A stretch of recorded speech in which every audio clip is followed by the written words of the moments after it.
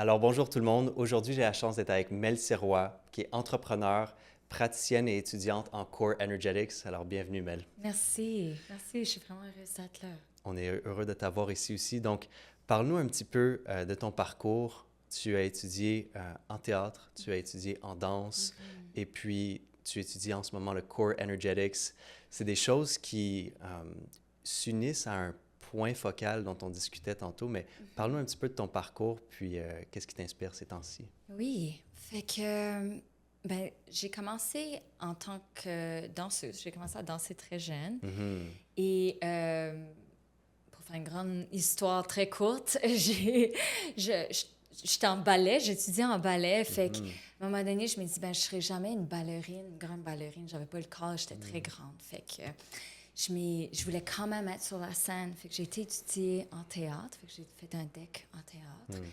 Et ensuite, j'ai continué à étudier avec Gilles Plouffe ici à Montréal, Mhm. qui m'a amené à vraiment comprendre la méthode du processus créatif organique. OK.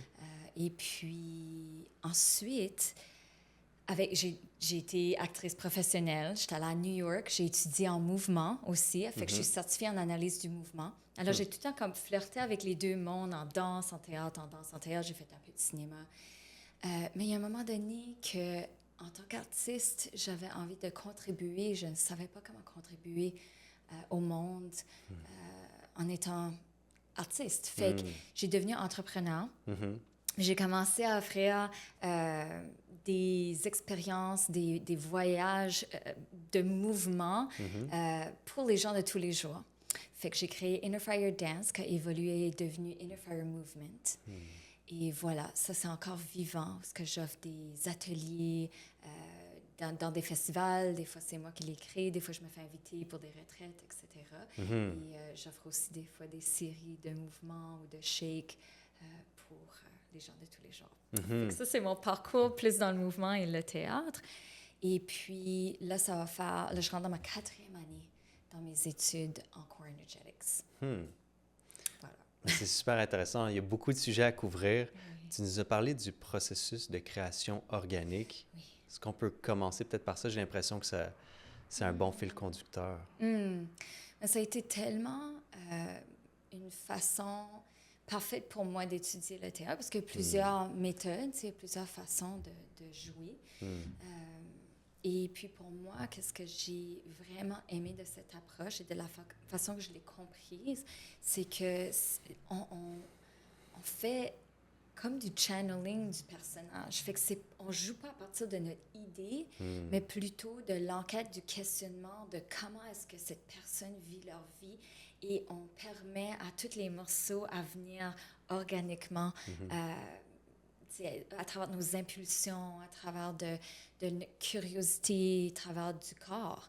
Fait que ça, c'était parfait pour moi en tant que déjà artiste du mouvement et créatrice que je pouvais vraiment me permettre d'aller là et de m'ouvrir à ça et de Hmm. jouer comme ça.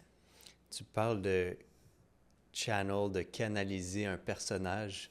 Est-ce que tu trouves que c'est utile, c'est une habileté utile dans la vie de tous les jours qui t'a servi? Oh, wow, bonne question. Euh, C'est utile je pour trouve les que gens? j'ai toujours été une personne empathique, OK. mais d'avoir développé la capacité de vraiment me mettre dans les souliers de l'autre ou de Mhm. la peau des autres, c'est sûr que ça multiplie ma capacité de le faire. Hmm. Euh, parce que c'est ça, je l'ai étudié, je l'ai pratiqué de rester curieuse par rapport à, OK, cette personne-là agit comme ça, dit ces choses-là, pourquoi? Hmm. Ça vient d'où? Hmm. Fait que, ouais. Puis de le laisser m'imprégner aussi, de m'affecter. Hmm. Ah, ah. Fait que oui. C'est ça, je pense qu'il y a beaucoup de gens qui vivent une vie un peu plus, tu sais, à un niveau plus superficiel, mais en théâtre, c'est vraiment l'embodiment, l'expérience profonde d'incarner un personnage. Est-ce que c'est quelque chose que tu trouves que les gens pourraient bénéficier? Tu sais, j'imagine que tu en as fait l'expérience toi-même en théâtre, là, mais Mm. c'est quelque chose que tu partages aussi, j'imagine, de vraiment bien s'incarner, dans le fond. Ouais. Oui, je crois que c'est définitivement une porte d'entrée pour des personnes, même s'ils ne veulent pas devenir acteur, actrice professionnelle, que c'est une approche qui se permet de ralentir, de s'écouter, de justement écouter à ses impulsions. Gilles disait souvent, qu'est-ce que tu as vraiment envie de faire? Même si ça ne fait pas de sens, qu'est-ce que tu as vraiment envie de faire? Puis, tu sais, comment souvent, quand on se permet d'écouter à ça ou de se dire ça, qu'est-ce que j'ai vraiment envie de faire, même si ça ne fait pas de sens. Fait que oui, ça peut être bénéfique de venir à se connaître et de se permettre d'agir de quelque chose qui est vrai pour nous, même si c'est dans le cadre d'un personnage. Ouais, ça pourrait être une porte d'entrée.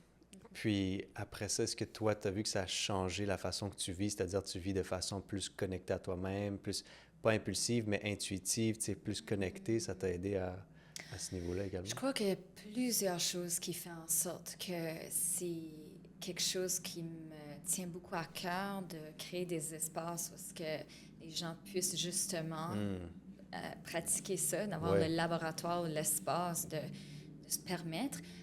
Ça a été, oui, l'approche de théâtre, mais aussi ou l'approche de jeu, mais aussi l'analyse du mouvement, quand j'ai étudié le mouvement et c'est quoi le mouvement, puis que le mouvement, c'est la vie. Fait que toutes ces études-là aussi ont ouvert des portes en moi, des possibilités. Et puis, je l'utilise aussi dans ma pratique quand je tiens l'espace en tant que praticienne en formation encore, mais dans ma pratique et dans les groupes que je guide, certainement. Tu as dit, la vie, c'est le mouvement. Est-ce que tu peux élaborer là-dessus? Oui. Mais on est toujours en mouvement, même quand on dort. Les organes, le sang, le cœur, les rêves, le cerveau, l'énergie, continuellement, il n'y a rien de statique. Même, je veux dire, on peut aller jusqu'à une table, même si ça a l'air que ça ne bouge pas. Si on va faire des études, c'est toutes des petites particules qui sont continuellement en train de bouger, que ça se solidifie quand on prend conscience de l'item, mais en fait, que c'est vide, puis que, en tout cas, on peut aller loin là-dedans, là, mais la vie est le mouvement dans plein de sens, où est-ce qu'on s'exprime en mouvement, on connecte en mouvement, oui, tout bouge à l'intérieur, on mange, c'est en mouvement. Puis, j'imagine que c'est justement t'aides les gens dans le mouvement en les accueillant dans des ateliers. Est-ce que tu vois que les gens, des fois, ils ont justement de la résistance à certaines choses? Tu les aides à débloquer ça à un certain niveau? Je crois qu'en gros, c'est quand on crée des espaces pour donner la permission aux gens de s'exprimer, d'aller à la découverte de qui ils sont, de comment ils ont envie de bouger, envie de faire des sons. Juste ça, c'est un gros cadeau parce que la plupart d'entre nous, dans cette société ici, on a été beaucoup dit ne bouge pas, ne parle pas, faut agir d'une telle façon pour que ça soit acceptable, il ne faut pas te déranger. Fait que toutes ces choses-là fait que on commence à se compresser, à se comprimer, à se retenir, et tout le monde à différents degrés et dans différents aspects de eux-mêmes. Fait que quand je crée des espaces, je crois que juste de donner la permission, les gens commencent déjà à s'ouvrir. Et puis ensuite, la façon que je le fais, c'est que je propose. Je fais beaucoup de propositions. Fait que essayez ça, pensez à ça, laissez ça aller. Fait que ça fait en sorte qu'ils ont à la fois plein de liberté d'explorer et quand même un cadre pour s'appuyer. C'est pas juste comme, bon, ben voici l'espace et la musique et allez-y, tu sais. Parce qu'il y a des gens, pour eux, ils ont tellement été dit, ne fais pas ça, ne bouge pas comme ça, ne parle pas comme ça, ne fais pas de son comme ça, que si on les donne tout l'espace, ils vont figer. Ça marchera pas. Oui, c'est ça. Donc, tu es un intermédiaire un peu à leur expression pour qu'ils se reconnectent avec eux-mêmes à un certain niveau. c'est quoi que tu penses qui est la source de ça? Tu sais, tu parles de la société, entre autres, mais à l'intérieur même de l'être humain, tu sais, qu'est-ce que tu penses qui empêche les gens de revenir à une expression Hmm. plus... Je crois que ça vient de, comme tu dis, de plusieurs choses que ça peut être la façon qu'ils ont été élevés, Mhm, la communauté, mhm, fait que ça peut être familial, ça peut être la communauté, mhm, ça peut être la société, ça mhm, pourrait être aussi ancestral parce que, je veux dire, mhm, c'est avec l'histoire de la façon que les religions, la façon qu'il y avait mhm, de l'oppression à plusieurs niveaux. mhm, Fait que je n'irai pas trop là-dedans, mais je crois que ça peut venir de loin, comme que ça peut être très mhm, immédiat, que ça soit la famille qui comment je dirais, qui ont imposé une façon d'être qui était exactement. acceptable. Mhm, Et puis, fait que la peur de soit être rejeté, mhm, humilié, mhm, repoussé, tu sais, ça fait qu'on se retient. mhm, On se retient tous. Puis même, tu sais, même avec tout le travail que j'ai fait, puis ça fait plusieurs années que je fais beaucoup de travail sur moi à plusieurs niveaux, en mouvement, en expression, en mhm, core energetics. Et ça fait que même avec tous les outils que j'ai, que je peux voir qu'il y a des endroits que c'est très difficile à me mhm, permettre à surmonter ou à avoir le courage de dire, bon, ben, même si je, me- je me fais, tu sais, même si quelqu'un m'abandonne ou, tu sais, je fais ça, puis on peut s'en parler après si tu veux savoir pourquoi je fais ça, mais, mhm, euh, ou que j'ai l'expérience d'être humiliée mhm, ou d'être rejetée, que je vais rester avec moi-même. Que mhm, moi, je ne vais pas me faire ça. Je ne vais pas m'humilier, je ne vais pas me repousser, je ne vais pas mhm. m'abandonner. Fait que même à ça, ça peut être très difficile. C'est Ouais. ça, on dirait que tu fais vraiment une reconnexion avec soi aussi, reconnexion avec l'expression de soi, puis l'élimination des schémas, dans le fond, qui ont été enseignés. C'est quoi, selon toi, si quelqu'un a des blocages ou essaie de, oui, évidemment, venir te voir, là, tu sais, essaie de chercher des solutions à s'exprimer, mais c'est quoi les moyens qu'ils peuvent utiliser pour mieux connecter avec eux-mêmes puis mieux commencer à s'exprimer, que tu pratiques peut-être pendant tes Mhm, ateliers? mhm, mhm. Il y a plusieurs outils. Je crois que, je crois que la première chose qui me vient, c'était l'enracinement. C'est la OK. première chose qui m'est venue. Et ensuite, développer l'amour de soi et Hmm. l'approbation de soi. Fait que l'enracinement, c'est la capacité d'être ici, maintenant, présent dans son corps. Fait que sans ça, il n'y a pas grand-chose qui se passe. Mhm. Parce que là, soit qu'on est parti, soit qu'on est divisé, Mhm. soit qu'on se retient. Tu sais, il y a plein de façons de ne pas être enraciné. Fait que d'être ici, maintenant, présent, ça veut dire qu'on a la capacité d'être conscient avec soi-même et avec la réalité. Ça serait la première chose, à soutenir la personne à arriver à ça. Hmm. Et ensuite, de montrer le chemin à développer l'amour et l'approbation de soi. Hmm. Et je dis les deux parce que, tu sais, on dit souvent de développer l'amour de soi et c'est super important. Mais j'ai compris en moi-même que même si je développe une place où ce que je m'aime, j'ai pas toujours cet endroit qui me dit, comment je pourrais dire, comme oui, tu peux. Oui, il y a quelque chose de l'approbation qui soutient le je tiens ta main et oui, on peut, oui, on y va. Que aimer pour moi, c'est d'accueillir, c'est d'aimer, c'est de rentrer, puis de tenir et de réconforter. Fait que l'énergie est différente. Fait que j'explique ça rapidement, là, mais Ouais. pour moi, les deux sont importants. Je trouve que c'est essentiel dans la société de nos jours, surtout l'amour, l'approbation de soi. Il y a beaucoup de philosophie, tu sais, mais l'enracinement aussi, l'amour et l'approbation de soi, je pense que si les gens pouvaient pratiquer ça plus souvent, on vivrait dans une très différente société. Oh là là. Je suis Donc, d'accord. tu fais un bon travail. Merci. Un bon travail de transformation. C'est quoi qui t'a initialement même inspiré à rentrer là-dedans? Hmm. J'ai été gravement blessée quand j'étais jeune parce que j'avais l'impression, mon expérience était que j'étais inutile Hmm. parce que mes talents, mes cadeaux vivent dans l'invisible. C'est mon intuition, c'est ma sagesse, c'est ma spiritualité, et ma sensibilité. Hmm. Fait que dans le temps, puis où est-ce que j'ai grandi, c'était pas des valeurs, c'était pas apprécié, disons.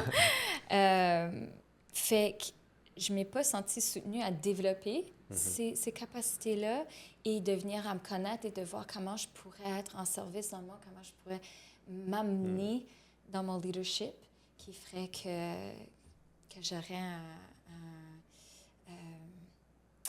life purpose, Une mission de mission vie. de vie, c'est ça exactement, merci. Fait que j'avais l'impression qu'il fallait vraiment que je cache ces parties-là de moi et que je devienne quelqu'un d'autre pour être aimable, pour être accepté. Alors, pour très, très, très longtemps, je voulais pas vivre. Je voulais pas être ici. Je comprenais pas qu'est-ce qu'était le but d'être sur cette planète si je pouvais pas, si je me sentais pas aimée et si je pouvais pas être moi-même complètement. C'était quoi le point? Wow. Ouais. Fait que j'ai fait plusieurs différentes formes de thérapie, d'approche pour connecter avec moi-même. Et il y a deux choses qui m'ont beaucoup aidée. Puis un, c'était du travail de miroir, que maintenant j'enseigne et que je suis en train de développer un programme pour mettre en ligne. OK. Fait que je suis excitée, ça s'en vient. Et l'autre, c'est Core Energetics. Plongeons un peu là-dedans, le Core Energetics. Donc, qu'est-ce que c'est approximativement? Puis, ça sonne super intéressant, mais je pense qu'il y a beaucoup de gens dans l'audience qui vont peut-être pas connaître c'est quoi, mais je pense que c'est un outil ultra puissant pour la transformation. Oui, Ouais. vraiment.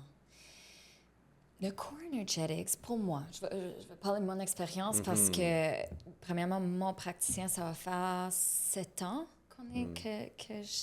qu'il est mon praticien. Et j'ai commencé avec lui. Il y a une façon d'amener le travail. Fait que, alors, mon expérience, c'est que j'ai été justement accueillie dans tous les aspects de qui je suis. Que ce soit des aspects que moi j'aime ou que j'aime pas, ou que celle que je cache ou celle que je savais même pas qu'elle était là.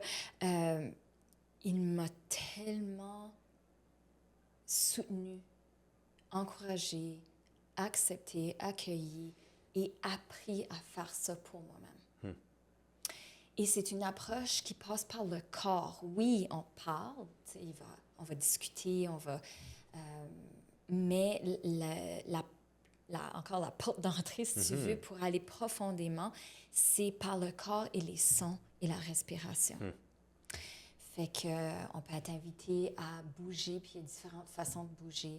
Le classique qui est vraiment spécifique au cours, c'est qu'il y a un cube en mousse et un bataka, qui est un bâton avec la mousse qui est entourée. Et ça permet de charger le corps d'énergie, faire circuler l'énergie pour confronter, puis le mot confronter, on dirait que c'est un peu rough, là, mais pour peut-être rencontrer les blocages énergétiques. Et à ce moment-là, on accueille qu'est-ce qui débloque, qu'est-ce qui vient à la surface, qu'est-ce qui est présent, puis qu'est-ce qui est la vérité, qu'est-ce que c'est sa vérité à soi. Est-ce que c'est clair jusqu'à date? J'espère que j'explique bien ça. Mais pour moi, ça a été vraiment transformateur parce que j'ai vu que je me retenais de bouger mon énergie. Surtout la colère. C'était un gros morceau pour moi. Je n'avais pas le droit d'être en colère. Fait que de pouvoir comprendre que la colère, ça peut être une énergie qui est en service, une énergie qui est connectée à ma puissance, puis que quand je ne suis pas en résistance ou en jugement vers ma colère, puis que je la permets de juste circuler sans attaquer l'autre ou attaquer moi-même, qu'en fait, ça va juste libérer et il y a quelque chose qui va émerger.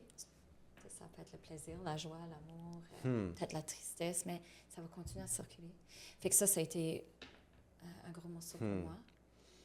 Mais c'est vraiment une approche, c'est ça, d'accueillir tous les aspects de soi, d'avoir confiance au corps, qu'est-ce que le corps a à dire, qu'est-ce qu'il a envie de faire, et d'être dans sa vérité. Fait qu'on s'amène pleinement. On apprend à s'amener pleinement dans le monde, en relation.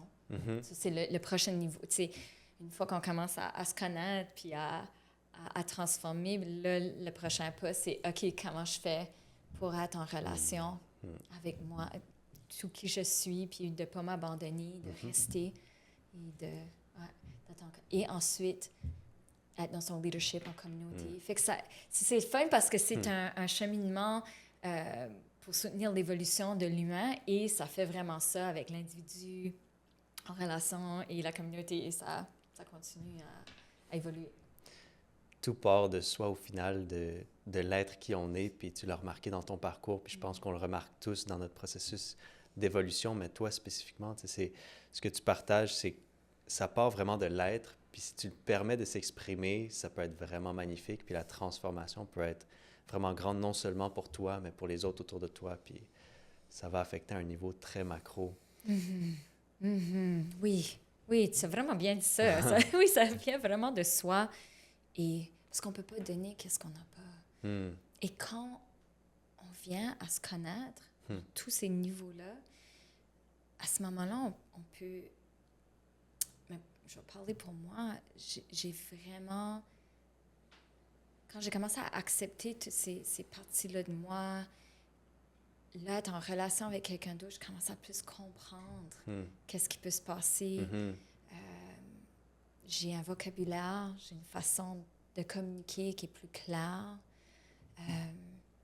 Et j'ai une intention plus claire de vouloir rester en relation, de vouloir pas m'abandonner. Fait que ça donne plein d'outils et plein de possibilités. Puis quand tu dis pas s'abandonner, moi je pense que c'est un thème vraiment important. Je pense qu'il y a beaucoup de gens qui s'abandonnent, mais ils savent même pas peut-être. Fait que qu'est-ce que tu veux dire par ne pas s'abandonner? C'est bon ça. Oh, ben encore une fois, je crois que je peux seulement parler de mon expérience. De pas m'abandonner veut dire que de pas tourner contre moi-même. Fait que c'est place qui veut me juger, qui veut, tu sais, être à quelque part violente avec moi-même, dans différentes façons, qui veut mettre la pression sur moi-même, qui veut, qui pense, cette place qui pense, qui est en service puis qui me protège. Là, je suis comme... C'est les jugements que j'ai envers moi-même. Pour moi, c'est s'abandonner. C'est vraiment de... Parce que pour moi, l'expérience, c'est que j'ai plusieurs aspects de moi à l'intérieur. Fait que quand j'ai cette expérience de me juger ou d'être dure sur moi-même, ben, c'est comme si je fais ça à tous les âges. Tu sais, à la petite que 5 ans qui dit, tu sais, qu'elle voulait essayer quelque chose de nouveau. Ça n'a pas marché. Ben, au lieu de m'accueillir puis de dire, bon, ben, au moins, on a essayé, tu sais, que non, il y a une partie qui va venir puis qui va être comme, comment as-tu pas pu savoir ou pourquoi tu as été comme ça, pourquoi tu as dit ça, tu sais, puis là, fait que de s'abandonner, pour moi, c'est se permettre d'écouter à cette voix-là, à cette énergie-là qui vient juste pas nous faire du bien. Quand il n'y a pas de raison d'être dur sur soi-même comme ça. Il y a aussi, je crois, de s'abandonner. Il y a un aspect de ne pas se permettre de vivre l'émotion qui est vraiment là. C'est pas évident dans notre culture de se permettre de vivre des grosses émotions. On appelle ça gros, comme que la voix, qu'on shake, que ça sort, puis que ça vibre. C'est pas évident parce que c'est pas acceptable. La plupart du temps, les gens vont dire c'est trop. Et à ce moment-là, si on ne se permet pas de pouvoir incarner cette énergie, de la laisser s'exprimer, ça veut dire qu'on se coupe de soi-même, à quelque part. Fait que pour moi, ça aussi, c'est s'abandonner. C'est dire, t'existes pas. T'as pas le droit d'exister, cette partie-là. Ça, c'est très blessant. C'est ça, je trouve, dans le parcours de l'individu, souvent, il y a un aspect de répression, comme tu as dit, qui vient des fois de la société, de la famille, peu importe, mais c'est tellement important, j'ai l'impression, de transpercer ça, puis d'être qui on est. Et puis ça, c'est magnifiquement puissant une fois qu'on peut y accéder, rester là aussi, comme tu dis, de ne pas s'abandonner, de rester dans la lumière de l'expression. Puis des fois, on va être différent de nos parents, on va être différent de notre société, de notre culture, mais c'est important de rester, on dirait, dans ce que tu as dit, dans notre vérité. C'est pas facile. Ouais. C'est ça, si ça serait facile, tout le monde le ferait. Et c'est un cheminement évolutif, fait que c'est pas une ligne directe. Ça fait ça. Ça fait ça dans tous les sens. Et c'est pas évident justement parce que les gens autour de nous, des fois, les personnes qu'on aime tellement, vont pas comprendre, vont être affectés, vont pas savoir comment gérer le fait qu'ils sont affectés. Les niveaux de conscience sont différents. Et de naviguer ça peut être très challenging. C'est pas évident. Et je pense que, on vit dans un moment, dans l'évolution globale, qu'on est chanceux. Parce qu'il y en a beaucoup d'entre nous qu'on a le temps, on a les ressources de pouvoir faire ce travail. Alors, de donner de la compassion à peut-être d'autres générations ou les gens autour de nous qui n'ont peut-être pas ce privilège. Fait qu'en même temps qu'on fait le travail, que oui, ça peut être difficile pour nous de ne pas être rencontrés, de comprendre que c'est peut-être pas que la personne ne veut pas, c'est qu'ils ne savent pas comment ou qu'ils n'ont peut-être pas les ressources ou les moyens encore. Ou que c'est peut-être pas leur cheminement dans cette vie aussi. Fait qu'il y a ça aussi, d'amener tout ça. Mais le respect, la compassion, à travers tout ça, de voir où l'individu est, puis de l'amener selon sa volonté, dans le fond. De ne pas essayer de la restreindre. Mais j'ai beaucoup aimé ce que tu as dit par rapport à la répression aussi. Parce que c'est drôle, la société, on dirait, de la façon qu'elle a évolué, bien là, ça change tout le temps. Mais il y a eu un aspect de répression beaucoup. Puis après ça, c'est de passer à travers, c'est d'en sortir. J'aime aussi ce que tu as dit par rapport à être dans sa vérité. Puis j'aimerais ça qu'on plonge peut-être un peu plus là-dedans sur comment. C'est tellement un beau terme, c'est tellement quelque chose qui est en fait la raison d'être à un certain niveau, d'être dans sa vérité. Mais comment est-ce que les gens peuvent être de plus en plus dans leur vérité à tous les jours, tu penses? Je crois vraiment que c'est une pratique. C'est comme aller au gym. Je dis souvent ça à mes clientes. Je dis, tu sais, que de développer ce muscle, c'est ça. de premièrement prendre conscience du fait que, attends une seconde, est-ce que je suis dans ma vérité? Est-ce que c'est vrai pour moi? Qu'est-ce qui se passe? Ou qu'est-ce qui a été dit? Ou qu'est-ce que je ressens? Et puis ensuite, de pouvoir faire le parcours à l'intérieur, de découvrir c'est quoi. Ensuite, d'avoir le courage de se l'admettre. Et après, de le nommer ou de prendre action vers. C'est ça, c'est tout un cheminement. Puis c'est comme aller au gym. Si on n'a pas été travailler les muscles, au début, c'est quelque chose. Et avoir du soutien.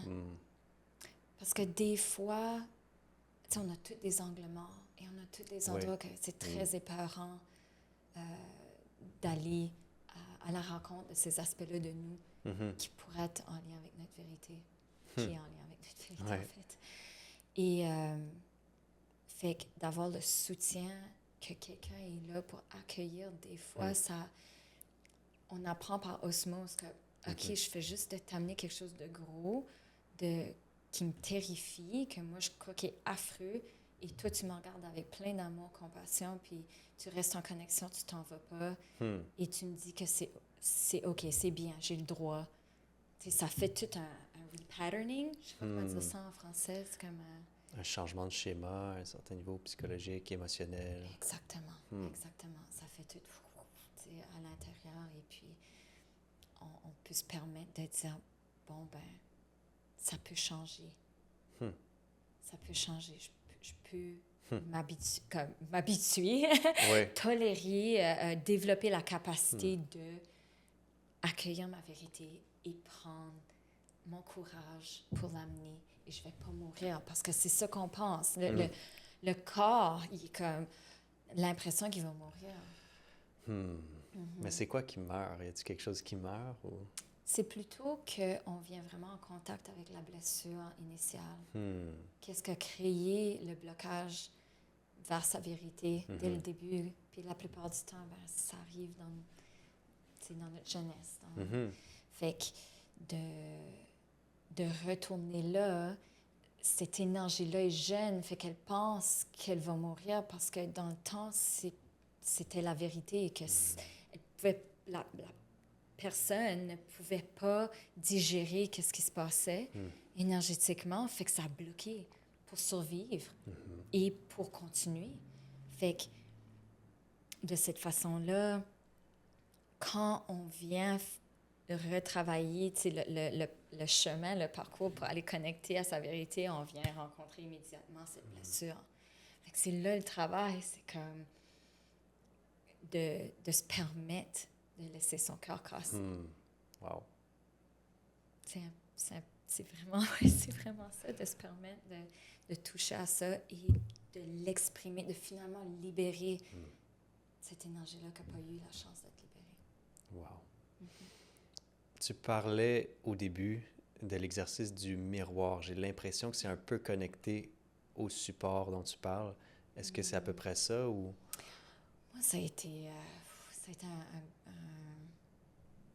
ça a été tellement précieux, ce cadeau-là, de faire le travail de miroir, parce que plusieurs choses qui est venue me nourrir, c'était que de me regarder,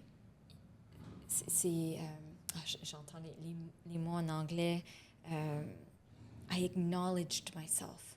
Se reconnaître. C'est ça, de me voir dans les yeux, puis de me reconnaître et de me parler. Ça faisait quelque chose dans mon inconscience. Ça venait affirmer, ça venait me réassurer, ça venait... Puis j'ai développé cette capacité d'être ma propre adulte, parent, amoureux, de développer tous ces aspects-là que je cherchais à l'extérieur pour me nourrir. Fait que ça fait ça. Et aussi, une façon de grounder, ça peut être par les yeux, le contact avec les yeux, avec une autre personne. Mais je l'ai trouvé dans le miroir aussi, que quand je vivais des grosses émotions, que d'aller me regarder dans le miroir, de voir, de me permettre de prendre complètement conscience de mon état, de me voir dans tous ces états, ça a été révolutionnaire pour moi. Ça a changé beaucoup. C'est vraiment particulier, justement, de travailler avec un miroir. Des fois, on voit le miroir dans d'autres personnes, mais de se regarder nous-mêmes dans le miroir, il y a des fois aussi, quand on n'est pas en alignement, moi je l'ai vécu dans ma vie personnelle aussi, qu'on n'est même pas capable de se regarder dans le miroir de la même façon, où on ne se voit pas, où on se regarde pas à la même intensité ou de la même façon.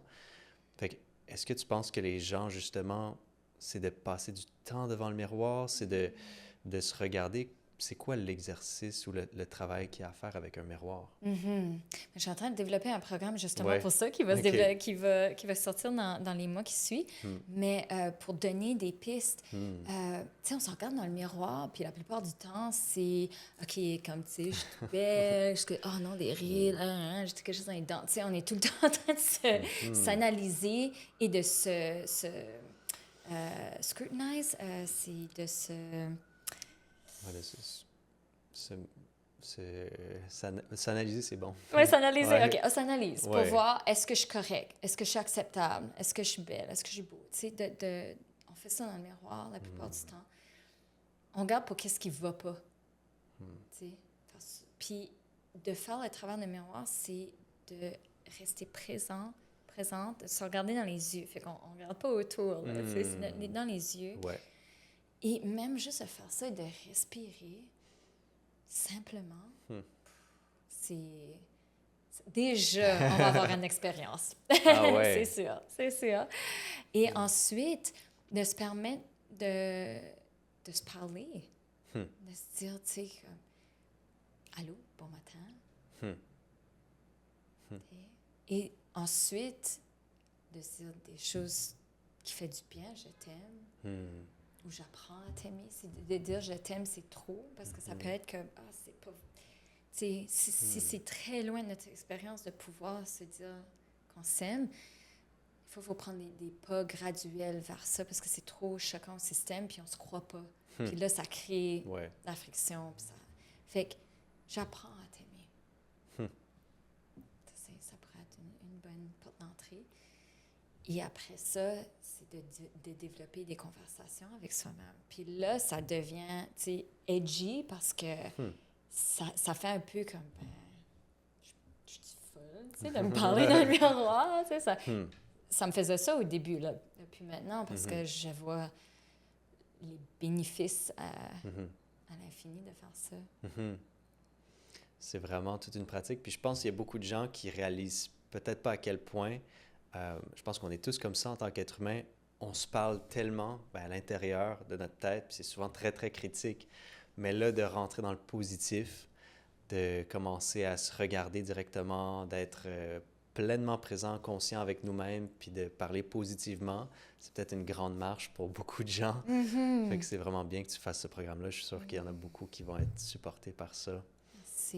Merci, oui, c'est d'être aussi soutenu à faire ça, tu sais.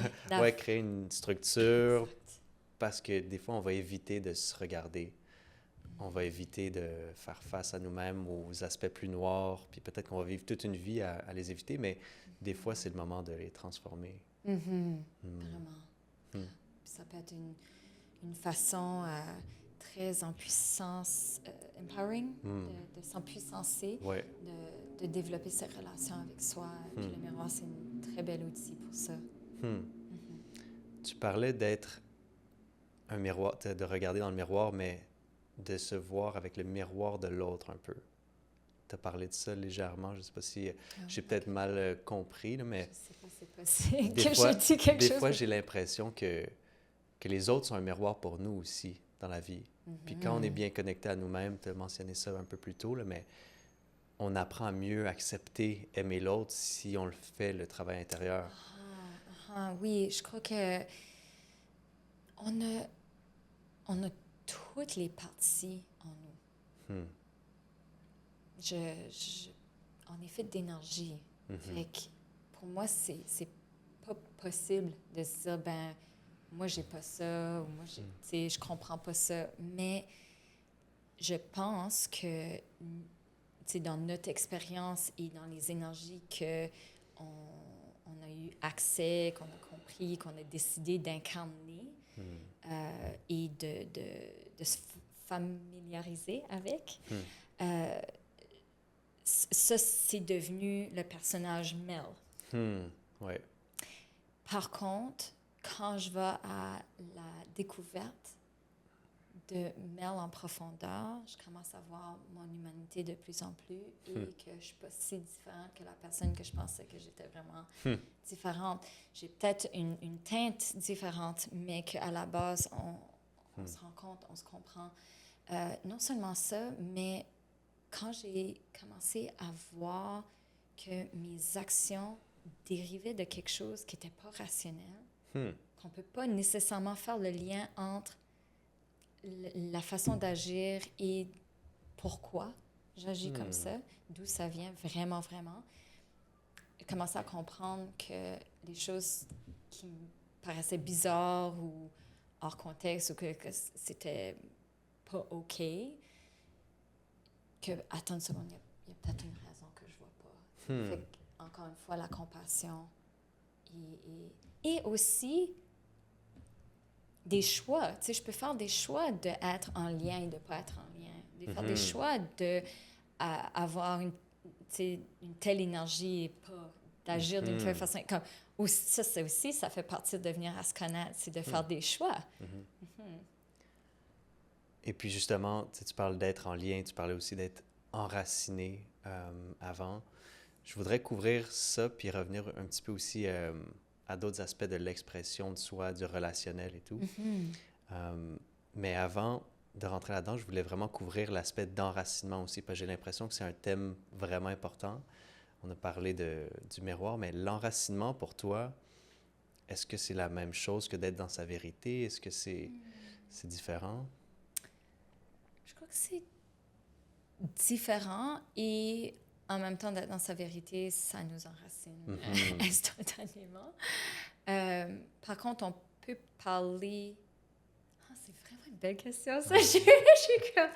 Est-ce que ça vient un sans l'autre? C'est peut-être la même.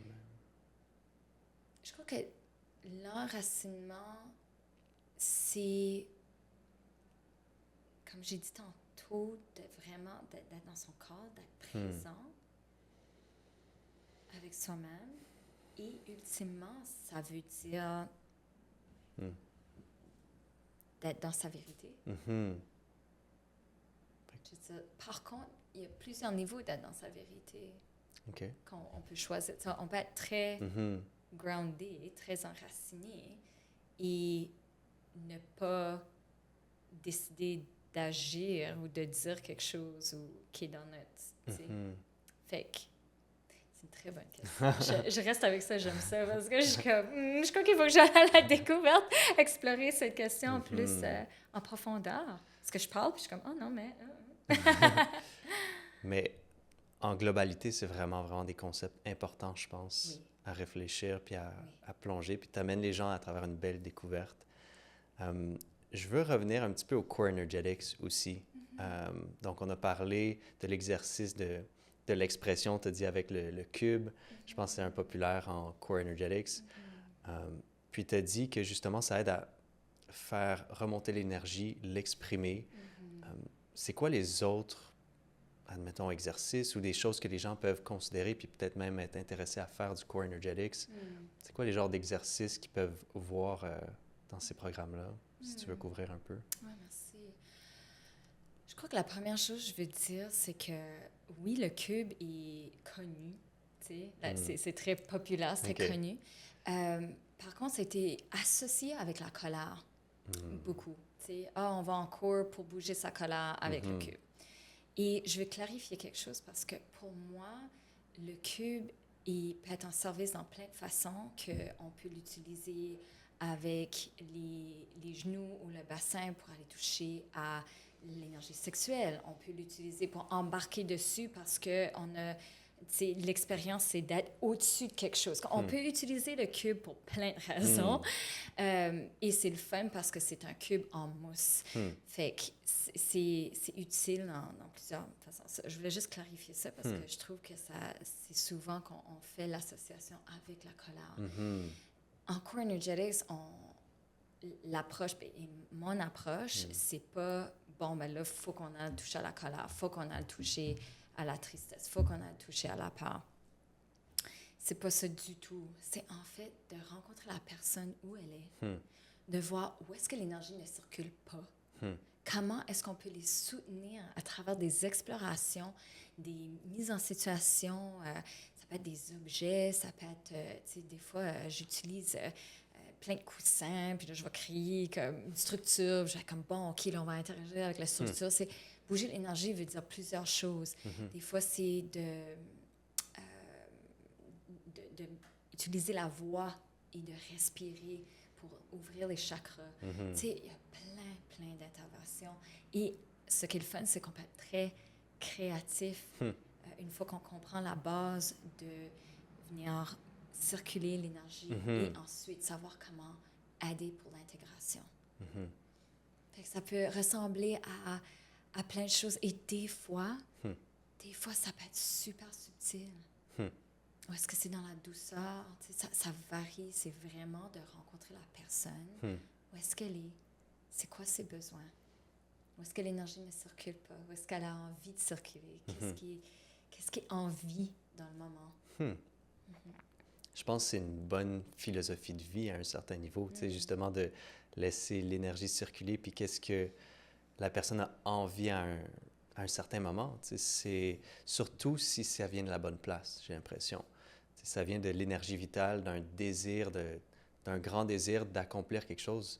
J'ai l'impression que beaucoup de gens vont peut-être se bloquer, justement, écouter la petite voix qui dit non, fais pas ça.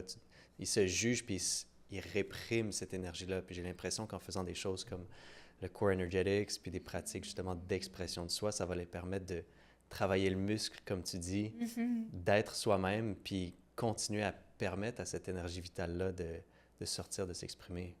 Très bien dit. Ouais.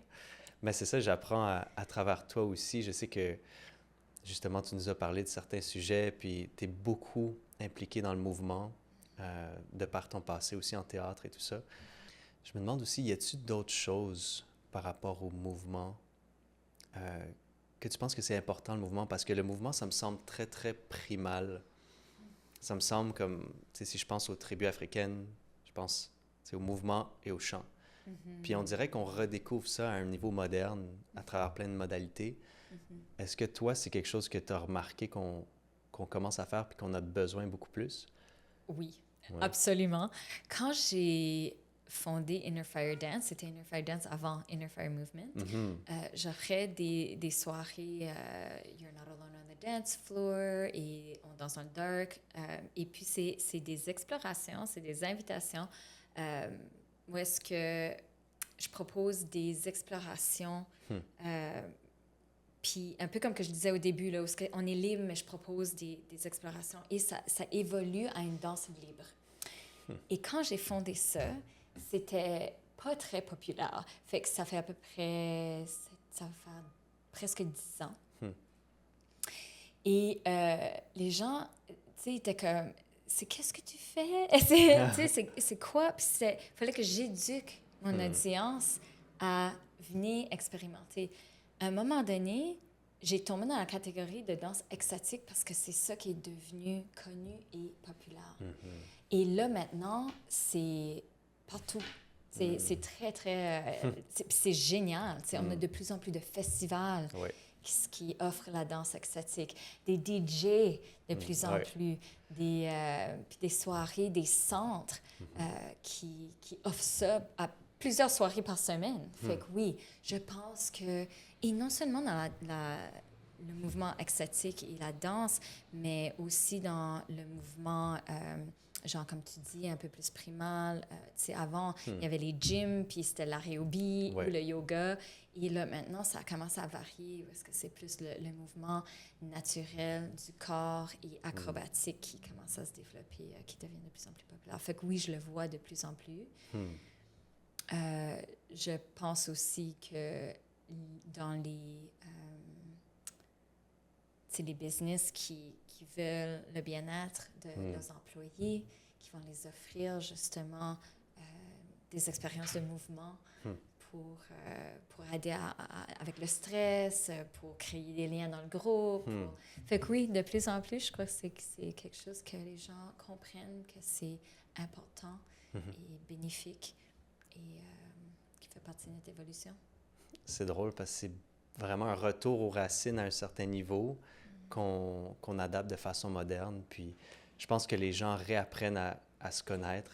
C'est drôle, mais c'est vraiment les racines naturelles de l'homme, selon moi, de connecter avec le mouvement, l'expression, puis après ça, la société, puis la socialisation s'est passée, fait qu'il y a eu une évolution, puis là, on arrive à comme une convergence de retrouver ça, puis tu es une pionnière là-dedans aussi.